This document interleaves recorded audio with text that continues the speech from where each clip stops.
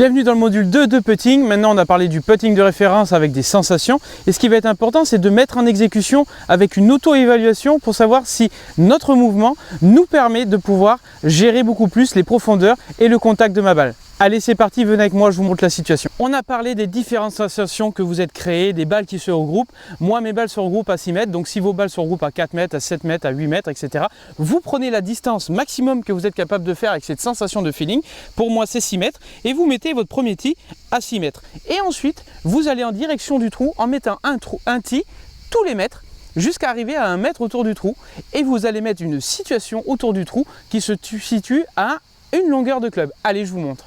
Donc j'ai mis mon premier tee à 6 mètres, à 5 mètres, à 4 mètres, à 3 mètres, à 2 mètres et à 1 mètre. Voilà, là je me retrouve autour de mon trou.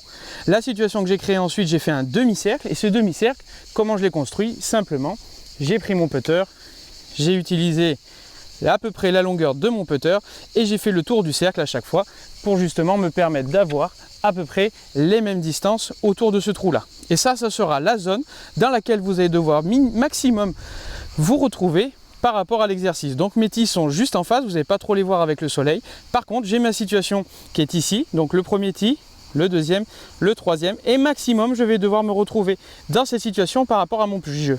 Alors je ne sais pas si vous allez bien voir avec le soleil, mais ce que je vous demande de faire c'est de prendre 3 balles et d'exécuter 3 balles partie pour essayer de voir si à chaque fois vous vous retrouvez dans la zone autour du trou. On va faire le premier tee. Donc mon évaluation commence par ma distance feeling, donc ma distance à 6 mètres. Je me mets en place. Là par contre je regarde la direction dans laquelle je veux jouer. Maintenant je retrouve le feeling que j'ai créé précédemment par rapport au module 1. Et ensuite je me mets en place, je regarde le trou et je putt. Bon, là elle est rentrée dans le trou. C'est sûrement de la chance, on va recommencer. Je retrouve mon feeling. 1, je fais 2-3 essais. Je regarde le trou une dernière fois. Je me concentre sur le trou et je joue. Bon, 2 fois dans le trou, peut-être c'est encore beaucoup de chance aujourd'hui. Je recommence également. Ce qui est important, c'est que quand vous faites vos mouvements d'essai, vous regardez le trou pour évaluer un peu plus facilement la distance que de vous concentrer uniquement sur la balle. Ça, c'est hyper important. Et je putt.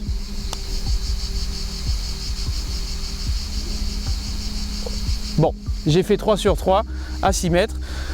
Je vous rassure, c'est un gros coup de chance parce qu'en général à 6 mètres, au niveau des statistiques, on est à peu près en moyenne 15-20% pour les professionnels pour rentrer une balle à cette distance-là. D'accord? Donc il faut que vous fassiez exactement le même exercice pour tous les tees. Vous prenez 3 balles et à chaque fois vous arrivez à sentir justement si votre balle elle est souvent courte, ce qui est très mauvais, ou elle dépasse le trou en général de 40 cm et pour vous en tant qu'amateur, c'est 1 mètre maximum. Allez, je suis arrivé à la moitié de mon parcours. Je vous en refais une de face pour que vous voyez un petit peu la technique que j'utilise. Je regarde le trou, j'évalue à peu près la distance avec l'amplitude de mon club par rapport à la visualisation que je suis en train de faire. Je me mets en place et j'essaie de ressentir exactement la même chose. Voilà, ma balle a dépassé le trou de 40 cm, donc c'est plutôt bon signe. Ça veut dire que j'ai eu le bon dosage. Juste elle n'est pas rentrée dans le trou, c'est peut-être parce que j'ai manqué de vitesse ou quoi que ce soit, mais ne changez pas pour le moment la vitesse, retrouvez du feeling, évaluez votre distance par rapport à de la visualisation et du ressenti.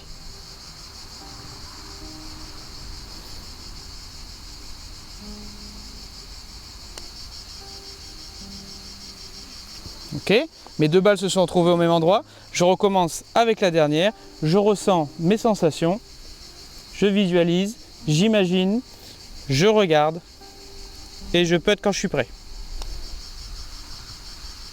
Yes, celle-là elle est rentrée. Là on arrive dans une situation toute particulière à laquelle il faut prêter vraiment beaucoup d'attention. Quand on se retrouve à 1 mètre ou à 2 mètres du trou, c'est une situation particulière et un peu différente de ce que vous avez fait depuis le début. Alors ce qui peut être intéressant, c'est qu'en commentaire, vous pouvez me mettre les résultats que vous avez fait sur chacun des tees que vous avez pu faire. Donc à chaque fois vous avez droit à 3 balles. Est-ce que j'ai réussi 3 sur 3 dans le demi-cercle ou dans le trou? Et à chaque fois vous regardez un peu votre évaluation et vous faites une première évaluation. Et ensuite dans le temps vous la refaites au bout de quelques temps pour voir si votre technique s'est améliorée. Aujourd'hui vous avez des bases et à partir de ces bases on va construire votre swing, on va voir s'il a évolué ou si vous avez régressé ou si vous stagnez. Il faut que vous ayez une base d'évaluation pour savoir après dans le temps si en améliorant mes mains, en améliorant mon amplitude, en améliorant quoi que ce soit dans votre technique ou dans votre mouvement, ça a permis d'améliorer et de performer surtout en termes de résultats. Pourquoi c'est super important à 1 mètre ou à 2 mètres? Ce qui est important, c'est de ne pas se concentrer sur maintenant beaucoup de feeling, mais on va se concentrer sur une chose hyper importante. Je l'ai souvent dit dans mes vidéos de putting, c'est la phase de club. Comment fonctionne votre phase de club? Sur ces distances-là, vous n'avez pas besoin de contrôler la vitesse, vous avez besoin de contrôler l'amplitude, mais par contre, vous avez besoin de savoir ce que fait votre tête de club durant toute la durée du mouvement. Est-ce que ma tête de club vient se fermer à l'impact? Est-ce qu'elle vient s'ouvrir à l'impact? Ou est-ce qu'elle arrive à rester beaucoup plus square, c'est-à-dire beaucoup plus en direction du trou dans un premier temps?